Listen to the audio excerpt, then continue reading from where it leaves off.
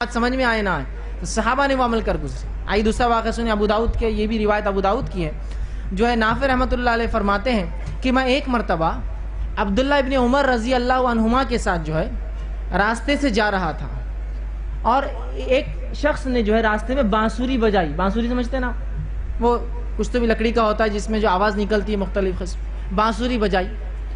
جو ہی اس نے بانسری بجائی، عبداللہ ابن عمر رضی اللہ عنہما نے اپنے دونوں ہاتھ کی انگلیاں کانوں میں ڈالی اور راستے کی ایک طرف سے دوسری طرف بھاگ کر چلے گئے. نافع رحمۃ اللہ علیہ نے پوچھا کہ اے عبداللہ ابن عمر رضی اللہ عنہما، آپ نے ایسا عمل کیوں کیا؟ وہ بانسری سنی تو کان میں انگلیاں ڈالی، راستے کی دوسری طرف چلے گئے.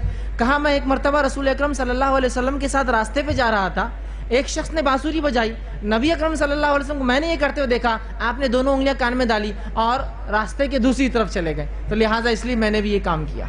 دیکھ رہے آپ کہ ایک برا عمل ہو رہا ہے، رسول اکرم صلی اللہ علیہ وسلم نے کانوں میں انگلیاں ٹھوس کر چلے گئے تو میں بھی وہ کام کروں گا.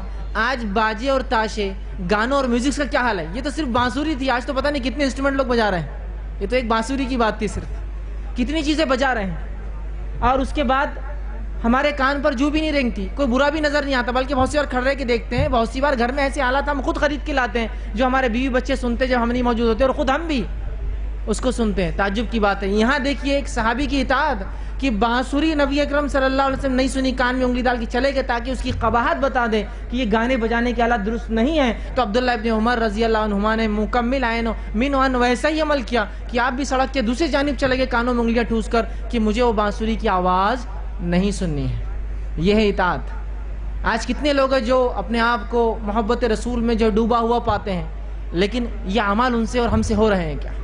یہ اعمال ہم کر رہے ہیں کیا؟ کسی حرام چیز کو سن کر یا دیکھ کر ہم وہ جا رہے ہیں پیچھے. نبی اکرم صلی اللہ علیہ وسلم فرماتے ہیں حدیث کے اندر کہ اگر کوئی برائی ہوتا دیکھو تو اسے ہاتھ سے روکو، ہاتھ سے نہ روک سکو تو زبان سے روکو، زبان سے نہ روک سکو دل میں برا جانو.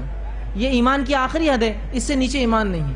ایسا کتنی مرتبہ ہم برائی کی جگہوں سے گزرتے ہیں اور دل میں کبھی یہ خیال آئے کہ یہ بری ہے، خیال بھی نہیں گزرا، حالانکہ اس سے نیچے ایمان نہیں. یاد رکھیے کہ دل میں کم از کم برا جانے ہم.